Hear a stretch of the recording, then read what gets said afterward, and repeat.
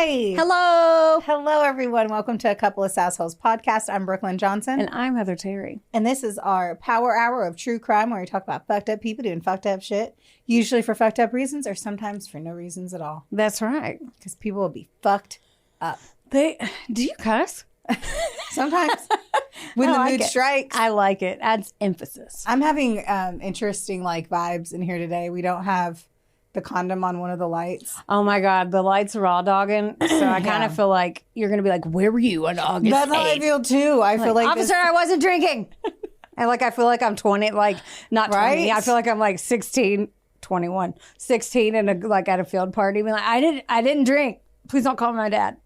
Oh, you got caught? I usually got out of it. Varsity Blues. No, it feels weird in here, and the weather has been fucking psycho. Yeah. So now it's just stormy and dark outside. It was 72 yesterday. Today, Will's like, it's gonna snow, but it won't stick. I'm like, stop texting me. What are you talking about? When no. Oh, I was like, is it? But I thought so too. But it's cold. It's a little cold. The weather's been crazy. Yeah, crazy. I know. You know what else is crazy? What? That's really it's kind of bothering me, and I'm going to look at Jess when I say this because I don't know if she's heard this too or not. But Jess is Casey I've already heard. Anthony. How have you heard already? Casey Anthony is on TikTok.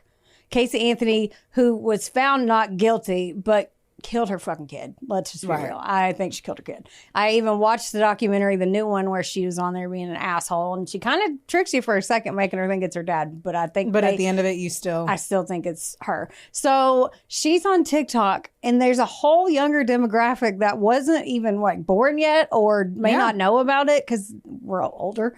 And she's saying she's a legal advocate, which on paper is true, but she's tricking people into, she's got followers and stuff. I won't watch her content. One person's going to make a difference, but I don't watch it out of principle. Like Ross says, it's the principle. Like Ross on Friends. Yeah. But it makes me mad that she's getting all these followers and people are liking her stuff. And some people might not even know she killed her kid. Yeah, she killed her little girl. I'm mad that she's on TikTok and has people following her. Get off there. I feel like they should kick her off. I don't know my stance on this. I mean, do you think that she should be on there saying I was just curious your thoughts on it. I don't know. Is she getting all of her followers purely because of that one statement? Or she's very... if you won't get on there and look, then you can't correlate who the followers are, why they're following her, the objective of her mission. I think she fucking sucks, but if you don't have freedom to get on fucking social media... Devil's advocate. Coming to? I get it. It just makes me mad. It's one thing. I mean, we let O.J. Simpson write a book about how he fucking murdered somebody that he didn't murder. That's true. That also makes me mad. We did that. Ugh. I didn't buy that shit. It makes me mad. I don't know. I feel like she shouldn't. I mean, I get it. She's allowed. But. We want people who have committed murders to have justice for the crime, and we want the rest of their lives to be miserable. We don't want them to have the same luxuries that we have or any of the joy that we have. And we sure as fuck don't want to look on a fucking app and see that they have a ton of followers. I know. Fuck you. I know. Yes. So sit on your thumb and fuck you. I get it. I know. Yeah. Thank you. Yes. I'm I want them to be miserable. I've seen the news stories and stuff where they'll show clips of it, and I'm like, well, I'll watch that because they watched it to give it. It's so stupid, but that's just me. Just take it. Fuck Casey. Your stance is your stance. Fuck Casey Anthony. Agree. And her TikTok account. Fuck her. I'm gonna talk today. Okay, well, you know what? Here's something I'm trying to talk Heather into. What are you trying to talk me into? A slow makeout. Well, if it ain't fast, I ain't doing it. No, what? No, I want to do possibly a 3 or 4 part series on the Idaho 4. Oh. I have texted this to Heather. I was like, I want to do this because so many people have reached out to me personally that we need to do it. Mm-hmm. And we have steered away from it for a plethora of reasons. Number one, because this one was so publicized. There is so much content to sift through. Mm-hmm. It's in order for us to just do it, because you have to imagine we do these stories and best case scenario, your 4 or 5 articles are going to pop up in total. And then you have to dig even further. If it was a publicized crime and it was on a lot of news stations, and then you can dig into some of the court 3-minute freaking comments from News One and all that shit. Mm-hmm. But this one has so much. So it's the amount of effort that it's going to take to do. And I'm I don't know. I feel like I'm like, life is really challenging right now. We should fucking make it harder. That's why I was like, cool, I'm down later. But now, I guess we're doing it. You heard it here first. Heather's like, after she turns this camera on and be like, yeah, but I didn't say when. That's a good part. Yeah, that is a good. Sometime in the future, I agree to do that. Yes, we can do as much as the court proceedings haven't fully taken place, right? Information is still coming out. I don't know a lot about it. I mean, they have the guy and he's in prison, but I don't know how much of the court has gone. Anyway, we'll find out. But that's something that I think we should focus on heavily. And then if you have any ideas, because at the end of the day, if you have a story you want us to talk about, or if you're like, hey, this one's going to be a big one, it needs to be a series, let us know. Right. Let's make sure that we're giving you what you want. Right. Speaking of that, last thing, and I'll shut up. So if you guys don't have Spotify, our episodes are now on YouTube. So go watch us there, A Couple of Sassholes Podcast. If you search for that, we'll come up. Under the podcast section, our videos are on there now. So yay for that. Yay. I was just watching because you were talking to the camera. I know, I gotta do your thing, man. I gotta talk to the people. You talk to that camera. I gotta. So then I felt weird and didn't know what to do, so I just watched you. I was like, okay. Stopped talking. Yes. Do what she says. There you go. Okay, I'm going to tell you a story today. That's good. I don't have one. It's so a sad one. It's a sad one. I don't know that. This one sucks. I also printed it in blue ink because I was about to run out of black. And so it's kind of in a light purple. I'd call this lavender. A lavender hue today. I love your sky blue indigo ink. Thanks. Okay, so I have corrections1.com, NPR, storycorpsos.org, specifically Remorse, the 14 Stories of Eric Morse, Wikipedia, and then Chicago Magazine. Have you ever heard of the murder of Eric Morse? Mm-mm. Have you, Jess? Jess hasn't either. Let's begin then. Time for me to tell you some shit. Okay, I didn't know about this story, and I feel like I heard about it later on in life, but it was like a quick just, oh shit, I feel like I heard about this, only because of a whole bunch of other actions that took place afterwards. Mm-hmm. But this is crazy shit that happened in Chicago in the early 90s. Okay. Our story takes place in Chicago, Illinois in 1994. At the time, Chicago was popping off with the violence. Most of this was due to gang activity and the cocaine epidemic and your consistent socioeconomic struggles in certain neighborhoods. In 1994 alone, there were 930 recorded homicides. Shoo. That is crazy. Yeah. Now, that is slightly lower than their peak violence time, but it was like like the 90s were fucking terrible. And 94 was one of the worst years. That's like 2 to 3 a day. Yeah. Yeah. I'm not mathing that. It's close to 3, but not quite 3. So it's 2 to 3. Yeah. I was like, what? That's how I would have said it. Yeah. And then the other part I would have left in my head and I wouldn't have said it. It's nice to be humble. Somebody out there might be like, you know what? I can't do head math either. Head math is hard. Okay, so there were a lot of housing struggles then too. You have that bad gang violence, deteriorating buildings, there's crime everywhere. Basically, it's that type of environment that produced more bad shit. Like, you were not going to be born in this area and somehow thrive in your life organically based off of good moments that came to you. It's just not going to happen. Yeah. You're living in hell and you're just trying to survive it. You really could only just hope for the best. These are the areas in movies that you're just like, fuck. Like, how terrible.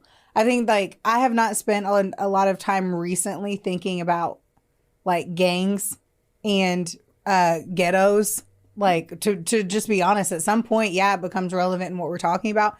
It's been a long time since, like, the socioeconomic makeup of an area like really did stem everything else that happened. Mm-hmm. A lot of the high rises were part of the public housing project. We're going to talk about the Ida B. Wells Homes building today, which was located in the heart of the Bronzeville neighborhood on the south side of Chicago. Public housing is government-funded housing that provides affordable rental homes for low-income individuals and families. It's typically managed by local housing authorities like the Chicago Housing Authority, CHA, in Chicago, and funded by the U.S. Department of Housing and Urban Development, which is HUD. There's also requirements for all of these, so you have to hit a specific income base. It's managed by a local housing agency, and people have to meet certain criteria to live there. So my husband is a property manager for low-income housing. So if I had $1 for every time HUD was yelled or spoken to about briskly in our home, I'd have lots of doughs. These apartments are fucking terrible. Feeling like a broken record on this part, but once more, there's drug abuse, gangs, shootings, all that shit. The housing authority didn't do anything about it. By the 1980s, a gang had basically chosen this high-rise building in the ghetto as their home. Oh, man. Like, that is how bad the building was. That a gang was like, this is this whole area. Like, we've got this. It was called the Black P. Stones Gang.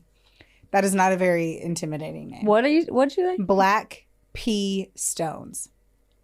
No. Right. Agreed. I was like, it's weird if she said peace. Because right? gangs don't typically are like, you guys, let's just break it up. Let's just hug it out, grab a beer. I feel like we can talk about the drug lines. Right. Like I just territories. Your turf is your turf. You guys can borrow it on Tuesdays. Everything's a compromise. Let's work together. Right. Every gang's motto. They said that there were so many people in line to buy drugs, it looked like an ice cream stand on a hot summer day. That makes me sick. In July. Ugh. Yeah. Do you want to say that the building was first constructed in 1939 for African-American tenants and was named after the civil rights advocate and investigative journalist who lived nearby for decades? So, like, it had good intentions at one point. But fuck history. Let's talk about now. Okay. We have a 10-year-old boy named Jesse Rankins and Tykeese Johnson, who's just a year older. He's 11. They'd grown up together in the projects. Both had learning disabilities, and both of their fathers were abusive and imprisoned by this particular age. Now, Tykeese's mother held a steady job, and she seemed to have her wits about her. Jesse's mother was a drug user who would leave him on the streets basically the moment that she could. Like, that kid had no good direction, no compass, nothing. A classmate of theirs, Eric Morse, had the same style of upbringing. He, too, was growing up in the Ida B. Wells building in the ghetto. Drugs and gang violence were everywhere. His mother was also strung out on drugs as well. Eric is 5 years old, and he also has an 8-year-old brother. His name is Derek Lemon. Gets me. And then I also have to, like, stop and be like, okay, Derek and Eric. Did we do this because the drugs were so good? Like... That felt to me very, I won't forget their name if I have Derek and Eric. Oh my God, you just mumble one of them and they'll both think it's him. Eric! Hell yeah. Just hit the ick part hard and one of them will think it's him. Agreed. Now, Eric was, they ended up calling the welfare agency on him because when he was born, he was addicted to drugs. So, super just fucking shitty. Fucking shitty. So Derek, I was saying that Derek, he's 8 years old. He was a bit of a bad kid already. By the time he was 8, he had skipped school, ran with gangs already, and he picked fights. Oh, God. Once more, tough as hell upbringing, but considering that was the rap sheet for an 8-year-old. I know. It's unreal. So on October 13th, 1994, Jesse Rankins and Tykeese Johnson, they see Eric and his brother Derek outside of the Ida B. Wells homes. They asked the boys if they'd like to go see their clubhouse. Now, apparently a few days ago, they had tried to get little Eric to steal candy for them, and he was like, no, I will not do that. Not me. And this whole thing is because of that. Because he said he didn't want to steal? Because he was a 5-year-old who wouldn't steal candy. Which we need to understand that. It's about 6 or 7 p.m. that day, and Jesse and Tykeese take the brothers to apartment 1405 on the 14th floor of the high-rise building in the Ida B. Wells homes. The view outside of the window is basically liquor store after liquor store, dilapidated buildings, just fucking depression. Like nothing going on. In that building, there were apparently a ton of vacant apartments. And so like windows would be broken out, doors would be open, and basically it's what you'd imagine it would be. You know what I mean? Yeah. So if these little kids are 10 years old and they want to go play in a dilapidated building on the 14th floor, essentially they could. Right. These kids are fucking ruthless. They take the 5-year-old boy and they dangle him out of the window. The fuck? From the 14th floor? From the 14th floor. Derek grabs his brother's arm and he pulls him back in. The two fucking heathens take Eric to a second window, and Derek is trying so hard to get him back in, and he's holding on to his brother, and one of the kids bites him so hard and he ends up letting go of his brother. How old are the older boys again? 10 and 11 years old. Jesus. And he is So 5. all these kids are 5, 8, 10, and 11. Yes. That's awful. I also read in another article that they said that they had like beat or stabbed at Derek as he was trying to fight to get his brother back in through the window. I don't like the ages once more, 5, 8, 10, and 11. Right. Like you held a kid out of a window on the 14th floor. Even with Eric fighting them and trying to pull him back in, he ended up falling. Derek ran down the stairs, all 14 floors, thinking that he could catch his brother after he had fallen. I mean, he's a kid. And he meant it with dead assness. He talks about it in court, and he says it with pure conviction that he thought he had the ability to get down there fast enough to catch his brother. That shows how young he is. Yes. Like, Yes. that's kid mentality. Like, Yes. I can do it. Like, invincible. I hate that. Eric Morse suffered massive head injuries and was pronounced dead upon the arrival at the hospital. This blew up the news, as you can fucking imagine. Right. President Bill Clinton at the time was talking about it, and it was basically the catalyst for them to fix some of the issues in the Chicago Housing Authority. 2 children grew up in those housing projects, actually did a radio podcast and interviewed those closest to the tragedy. So it's Lee Allen Jones and Lloyd Newman. They were 16 years old.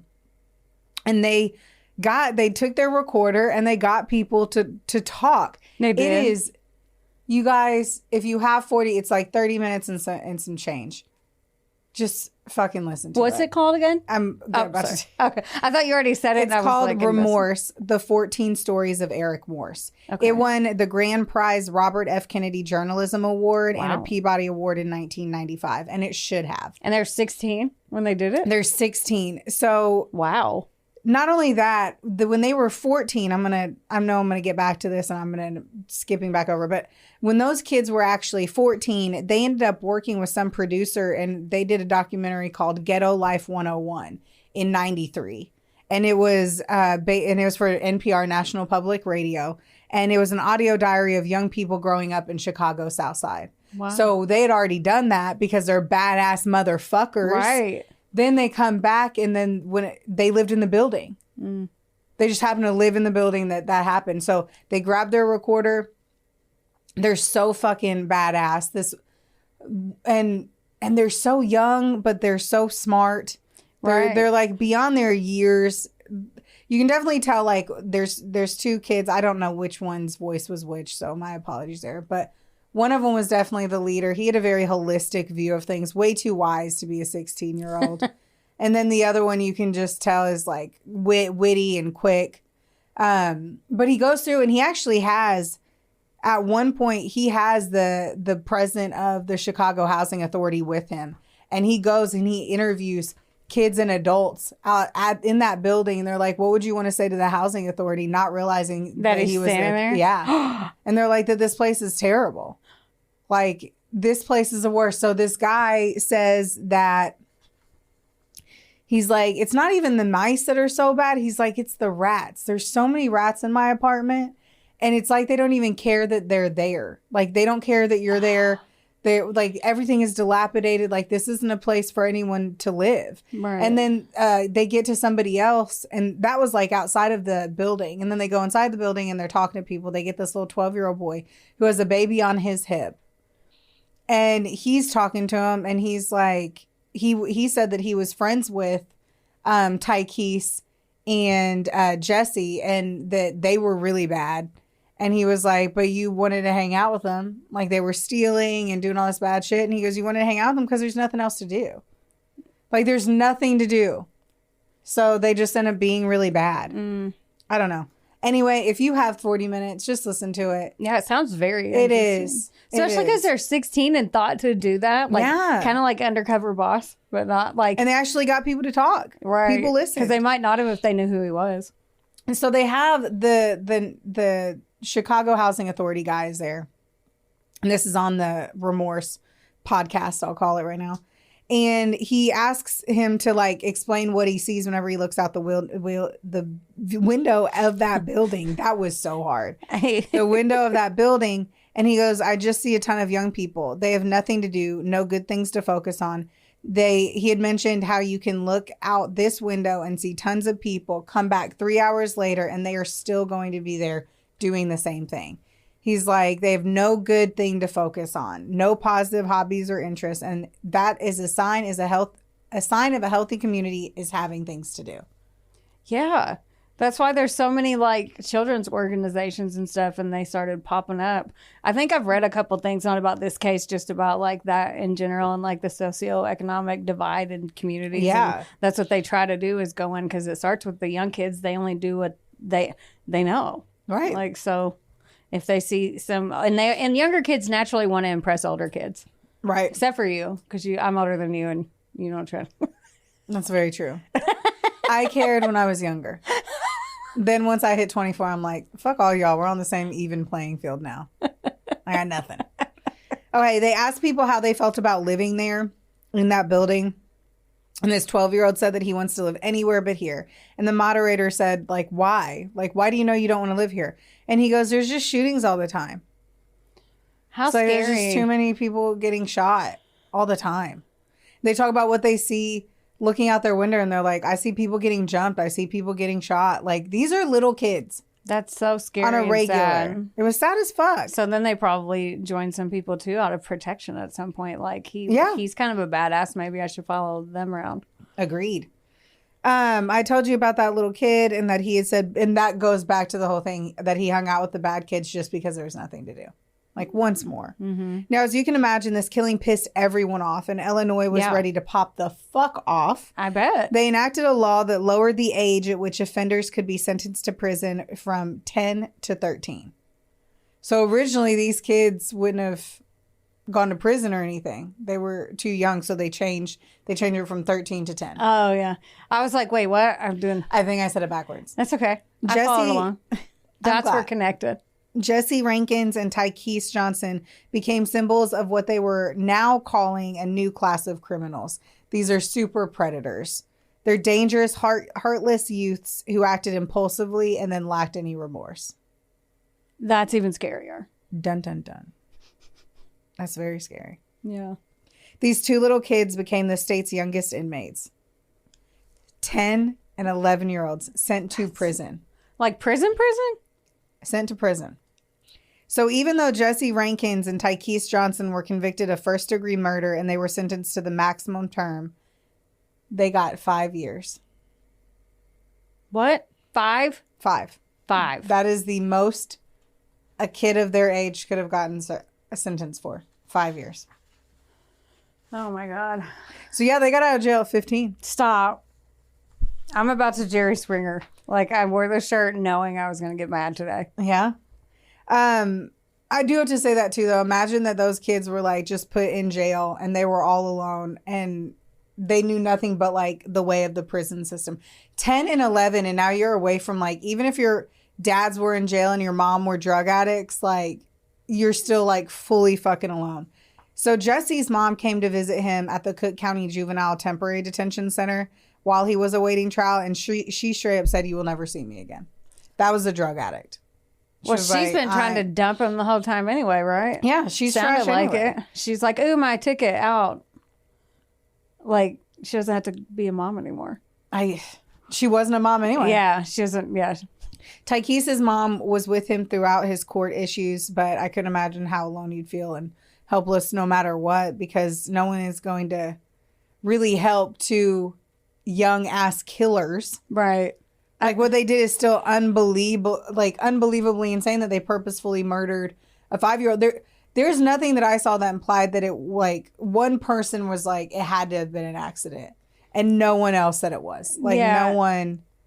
And like, even though Derek blamed himself fully. Of course he did. Because he was just trying to grab him and those fucking asshole kids. Anyway. These guys do end up going in and out of jail, though. So Jesse Rankin served an additional 9 years for sexually assaulting another inmate during a gang attack. So there's that. I've read in a lot of things that it was just an attack, and then one of them said sexually assaulting, and I'm like, So he was in there for 5 years. When he went in there, he was, what did you say? He was like 11? 10 or 11. So he was like 16 or 17 being a predator. And that's a very impressionable. Or maybe 14. Either way. He got another 9 after the sentencing. But that's like. Well, gang initiation, ain't that getting in the butt? That's calling for some ass play. They be calling for that ass play. Is it? Yeah. There's gang initiation? There's time for ass play. And I believe gang initiation. Is that not one of them? What kind of gangs are you reading about? I don't know. I don't read about any. The West Side Brown Stars? Like what? I don't know. Do they? I mean, I'm sure they can do happen. In jail for sure. It's like the hold my pocket situation. So maybe he was trying to have somebody hold his pocket. This was a gang initiate. It was during a gang attack that they did. Anyway, maybe I am they not do. going to unpack all of that, but I'm just going to say it. I thanks for sprinkling that doo-doo on the garden. You're welcome. Fertilizing your mind. Wonderboy Media is not only the proud producer of this glorious magic imploring your ear holes right now, but they're also a big deal. Get in touch with them today to make all of your dreams a freaking reality. From using their bangin' ass podcast studio, where we are right now, to creating amazing videos and editing our content like the mystical mavericks they are. Your podcast can go further when you have a Wonder Boy. Hit up Drew today at WBOYmedia.com. Or text him day or night at 270. Just kidding. Get ready, outdoor enthusiasts. The Western Kentucky Outdoor Expo is coming to Owensboro Convention Center on April 12th and 13th. Explore RVs, boats, hunting gear, side-by-sides, and more, all in one place. And best of all, it's free. Don't miss this ultimate outdoor adventure. Learn more at westernkyoutdoorexpo.com or follow us on Facebook. We'll see you there. Now he's 25 years old and he ends up getting out. Okay. Many say, of course, that they didn't get the therapy and the counseling that they needed, which I, too, believe is very fucking true. Mm-hmm. Their lawyers argued that the two needed to be placed in a treatment facility for troubled youths to have any shot at living normal lives. Agreed. They also didn't live normal lives before they went in. Right. So then they just go in and learn the way of the jail, and they're around other Well, they're saying inmates. that they need to be in a treatment facility. Yeah. Instead. Right. So they can get the mental health stuff that they need because they didn't stand a chance being in the environment. It's like you put an ice cream cone on the sidewalk in Arizona in July, it's going to fucking melt. But if you put it in the fridge, what? Yes. Well, if you get, keep it cold. Yes. Mental health needs to be dealt with. Yes. And also just the simple fact, like I don't particularly think they had mental health issues. I think they were a product of their environment. Yeah. Like, like they just need to see what any healthy anything is because it didn't sound like they had it. Yeah. They needed to definitely like address their environment for sure. Like, because it's hard to stand a chance. You know how many times we say in a story, like, they didn't really stand a chance. We're not feeling sorry for them. They still did a bad thing, but they were put in a shit situation. Yeah. But this one, they just murdered. Mm-hmm. Like, completely agree with you. I'm like, and that's like they didn't stand a chance, but like, it would almost seem more reasonable if they then got into a gang and shot somebody for gang initiation. Right. That we'd be like, yeah, okay. Mm-hmm. But you threw a fucking 5-year-old out of a window. That's not so. And that's once more where you, like what you said, mental health. I feel like that is a different fucking scenario. So back to like their lawyers were arguing that they needed the treatment facility.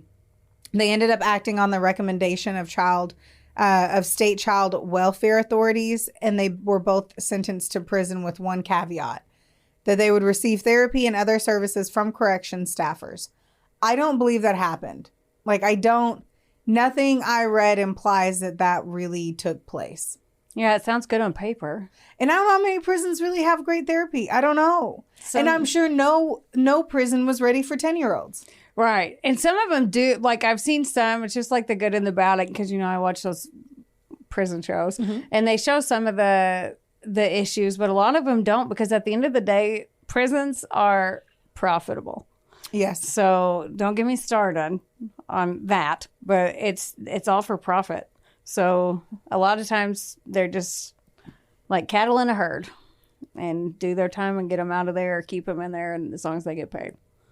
So this fucking world, it's man. fucked up. That shit. This part pisses me off. Like all the anyway.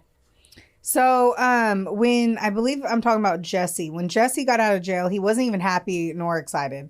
He literally only said a few words to his wife and didn't even kiss or hug her. Wife. This was their 4th wedding anniversary, and he hadn't seen her in 2.5 years. Keep in mind, these guys consistently went back to jail. Oh, okay. So, like, at one point, we're talking to Tykees, and he's 26, and he's been in and out of jail. He's currently just happens to be out of jail. Like, they just go back and forth into jail. Now, Jesse had never had a driver's license. He's never been on the internet. Like, these kids haven't even been on the internet. Yeah. And they never had a job. Not to mention they didn't have an education. Like, what grade are you in the 10th and the 11th grade? Or when you're 10 and 11? Like 7th? Is it 7th? See? We looked at the like mom. Nothing, we don't have yeah. kids. Justin's mom. I have so we no... were both like, just tell us. That and when's fall break? Never know when the fuck that is. When's fall break? I never know when fucking fall break is or spring break is. Okay. Tykees was 26 at the time of this interview, and this was written in 2009. And he was living with his girlfriend and 5 children in a rundown Southside apartment, surviving on food stamps and public assistance. So don't worry, everyone. We're paying for these people.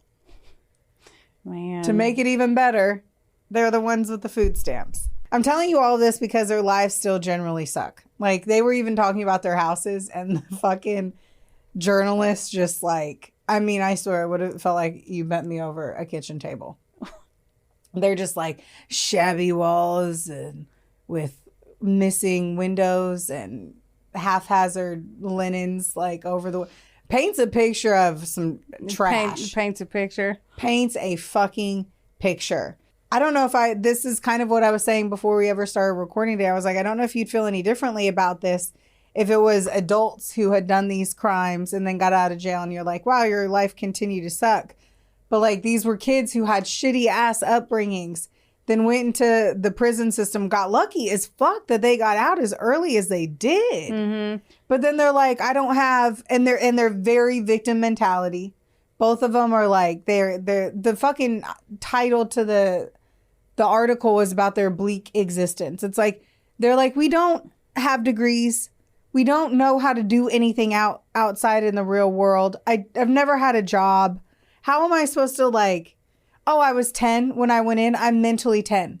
I am mentally fucking 10 years old. And they sound like it. Yeah. They sound like 10-year-olds. And we talked to one of our acquaintances, like, I don't know if you're closer friends. I had to say acquaintances because I'm not best friend. Anyway, but she had gone to jail for multiple years. And she was like, they say whenever you're young and you go to jail, you lose your ability to grow mentally into the adult that you would have outside of the prison system. Right. So these kids went in at 10 and they never got older than 10. The older that like they learned everything from the older inmates, and then a lot of people it's the high percentage, I don't know it off the top of my head, of people reoccurring and going right back into prison because that's all they know. They're comfortable. That's all they know. They didn't know, and like there are resources, and sometimes in rare cases they'll have like transition of back to being a civilian, like for people. But they were like never a that, civilian. That's the thing is like these they were kids so young, never paid a bill. Right. They never did these things. Right. It's so crazy. It is.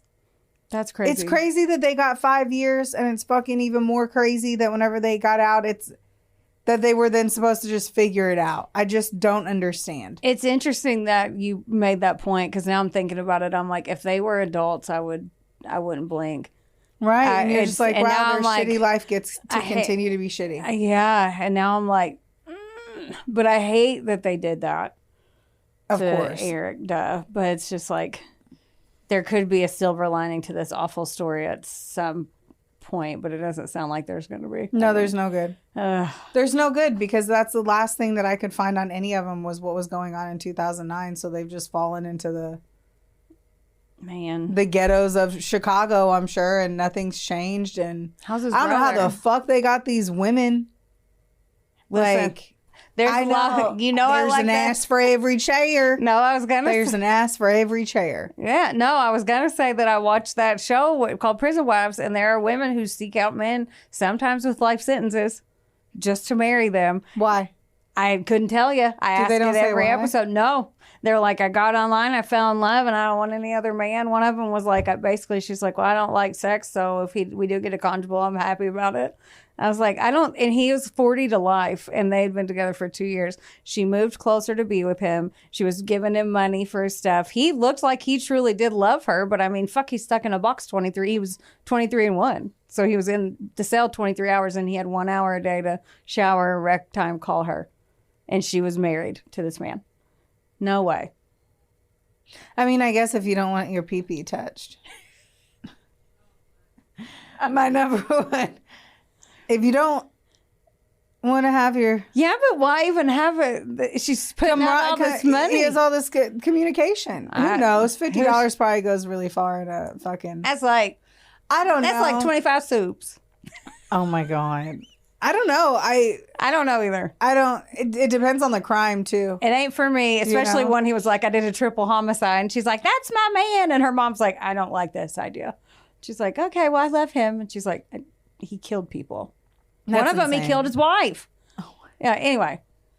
It's a crazy show. I do find it to be crazy that somebody would fucking do that. Yeah, and then tell her friends, like she's at a bar and the guy in jail, she's like, it'd be like if you and I wouldn't have drinks and Travis was in jail for life. He calls you collect on your cell phone. You have to step outside because that's the only time he would call. I'm sitting there like, do. He's yelling at you. Well, who are you with? Who do you talk to? I bet there's guys there. You need to get out of there. Why are you being a hoe? And I'm like, just tell him you're going home. He can't come get you.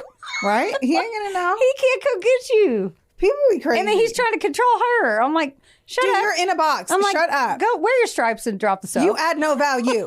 You add no value. Let some guy try to fucking tell me from a box. All right, honey, I'm going right home. Yes, I am on my way. On my way. Another interesting fact. So apparently Jesse has a reoccurring nightmare of him falling out of a high rise. And then he wakes up whenever he hits the ground. So I presume that's just karma doing its karma thing. Good for that.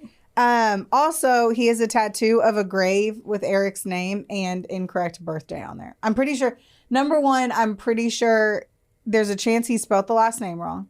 And he did Moarse instead of Morse. And he did the wrong birthday.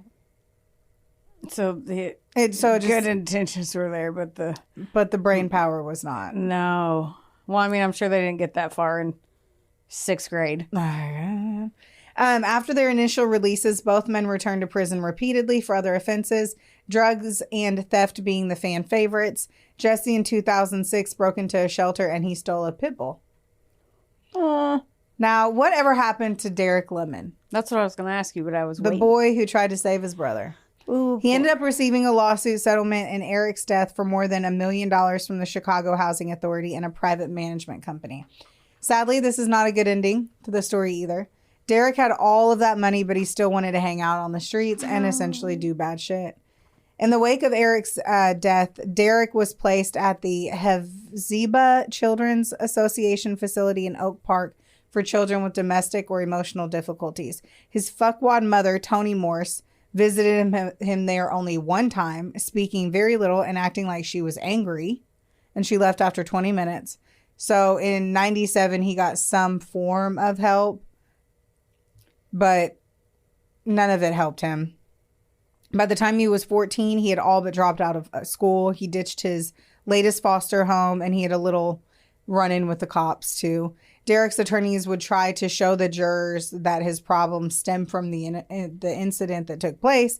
And they're like, bro, we know that something bad happened to you. But, like, you were also bad before this. Like, stop fucking playing. Like, stop doing this shit. As a high school dropout, he basically just slept until noon and watched ESPN before he'd go out at night because he had $1 million too. Overall, it seemed like it was a pretty fucking chill experience, but then he was convicted of burglary whenever he was 18 years old, and he ended up getting probation. It's going to escalate so aggressively. At the age of 24, Derek Lemon is serving 71 years for a murder sentence for fatally shooting his aunt's boyfriend at a barbecue in 2006. Derek was choking his own aunt at a family gathering when Ilya Glover, a neighbor, tried to stop him, and then Derek shot and killed him. What the fuck? Yeah. Okay. So 24 years old, he went to jail for 71 years for killing someone because he decided to try to kill his aunt in a public setting by choking her. Fuck. Even after losing his brother, he ends up being just as violent, and he takes the life of someone else. Like, mind blowing in that. It's sad because, again, he blames his brother's death for his consistently poor behavior. Yeah. Because once more, he brings that shit into it and has it like act like that's what.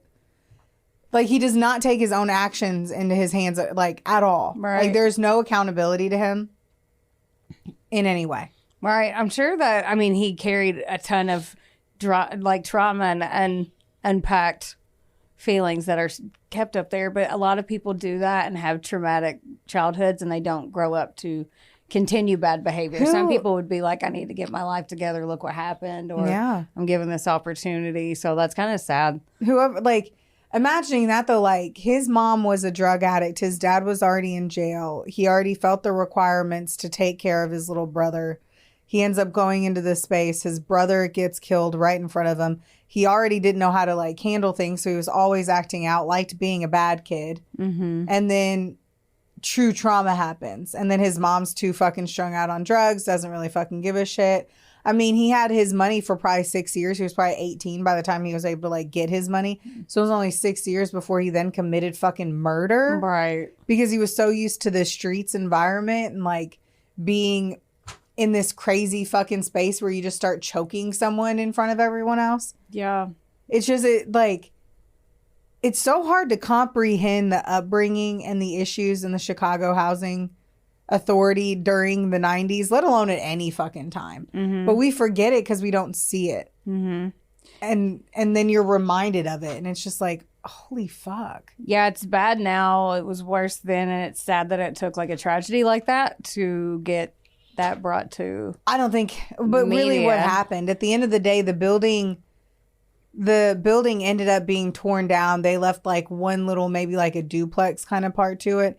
The area did end up getting torn down, and I'm sure they gentrified but that was always like that is the step to realizing we can't, like, you have a housing project and you have a ghetto, you have to clean up the ghetto, and then the people around it will clean up with it. Mm-hmm. I can't remember, and I've read this in so many fucking things. I hate that I can't remember what the theory is. But if let's say we were in downtown Owensboro and everything was treated like shit, the windows were broken, all this, we'd be 10 times more likely to break a window or vandalize the area because it's already in disarray. But if you tidy it up, then organically people will stop doing bad shit. That's like tidying up the subways and all these other things around it. But it was just sad as shit. Yeah. And I just can't even believe that these kids did it with like no real venom, like no real reason behind it. Right. I didn't hear anything about them speaking about like looking like they were sad. I couldn't even find photos of them. I was going to ask you for a photo and ask you if they ever apologized. Not that I saw. I have photos, not of them as kids. I don't have any photos of them as kids. Derek also tested, supposedly they all tested exceptionally low in their IQs too. I do have to say that too. Like all of their testing, Derek, Tykeese, and Jesse, they all had low IQs. I feel like I just need to mention that because I also feel like that edited their problem solving abilities as well. Right. But yeah, I just didn't understand the motive because they wouldn't steal candy. Like Did they think it was just a game? No, because then Derek wouldn't have acted out so strongly to try to get the kid in. Like, they knew they were risking this kid's life. Mm-hmm. And it was a horrible death. Yeah. A horrible death. Falling that floors. way. And he didn't die on impact. He died within 10 minutes of falling. I mean, obviously, I'm sure there was no connection to him being there any longer. But it's just that Andy was really cute. But by far, that's the only, like, young photo I have. And he's so cute. But anyway, that is the super sad story of the murder of Eric Morse and the unfortunate outcome of his brother, Derek Lemon, as well. Damn. Bummed out. That's sad. That was sad. Knowing, too, that, like, the bare minimum, if that housing authority had simply just boarded up the apartments that had broken windows. Like, if we just stopped real quick and really realized if they couldn't have gotten into that space, this would never have happened. Mm-hmm. Because they did it out of just pure fucking opportunity. Yeah. And just did it. That blows my mind. Yeah.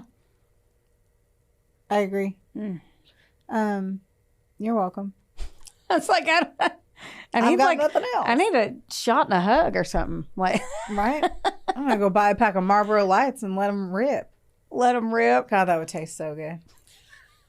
And quitting smoking, I'm still thinking about smoky little treats sometimes. When you say, addiction kills. When you say let them rip, it makes me think of a fart. Just good. So you know. Good. I'm glad it does. I'm going to go antiquing this weekend. Me too. Yeah. You're going with me? I am. Forcing you, kind of? No, I'm going. Do you like it? I'm nosy. I like to look at stuff. Nosy is not looking at stuff. I want to see everything. Nosy incorrectly.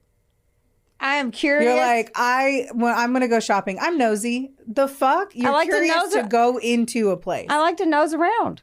See what they got in there. Nosy is you trying to hear me and Jess's conversation. Which I also try to do. I understand that, but that is not being... Anyway, antiquing is going to be fun. I'm going to latch onto Sarah and be like, let's look for shit. I'm super pumped. I'm going to nose around. Sarah, who is now viral online because she collects used contacts. Our contact friend. Like somebody literally asked me, the girl with the contact lenses. Oh, it was Jess. Jess is like, someone else messaged me and said, what the fuck? I was like, just in our defense, I was given permission. I hate that my face, you could see me just be like, she said, if Sarah wasn't my friend, I think the hardest part of comprehending what you were saying was the fact that, like, Sarah's she's our friend. She is a true friend. And I'm like, if that would have been a stranger, I'd have been like, that's some weird shit. But me processing it, that it was like, y'all got to go watch that TikTok. Hard. Go watch that TikTok because it is very. Sarah was like, Brooklyn's face made it worth it. Because you were like, what? Yeah. What is But that? anyway, my contact lens friend. Yeah, it's going to be good. Yeah. I'll have to make sure to show you. And we're going to do some little fucking, I'm going to post what the fuck I find. I hope I find some good glassware. Find some treasures. Yes. Yeah. And then I'm going to have some good food at Lore Seafood and Grill after. Yeah, I'm going to have some good unlimited champagne and then go to Dilling Pianos. It's my uncle's birthday too. My Uncle Gordon. Oh, Uncle G. Happy birthday. So I'm going to end up being in Evansville now. Love that. Yeah. Love it. Love it. Well, guys, we love you. We sure do. You make us happy. Don't forget to like, rate, review, follow us, subscribe, find us on all the things, because guess what? We're on all the things. There's a lot of work to be on all the things. So come fucking find us and play with us so it feels like it was worth it. Yeah. That'd be helpful. That would be delightful. Don't forget to sign up for our Patreon. Please. If you want a little cameo. Oh my gosh, yeah. If you want us to do something weird, I want to talk. Just drop it into the DMs. DMs. They're gonna cost me a little bit more. That's what I'm saying. Just drop it into the DMs. Yeah, DM and be like, "How much for this sheet cake?" I'll sit on a sheet cake. I've gotten permission as long as my face and none of my naughty bits are in the shot. I have gotten full permission from Will to sit on desserts and sell it. And we're gonna leave it right there. No, listen. Don't forget. Don't get mad. Get sassy. We love you guys. We love you. Bye. Bye. I'm not joking.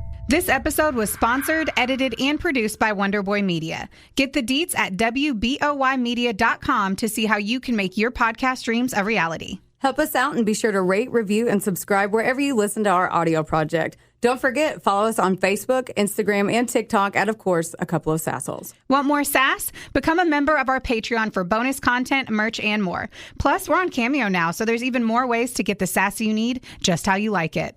As always, don't get mad. Get sassy. Theodore, can I pet that dog?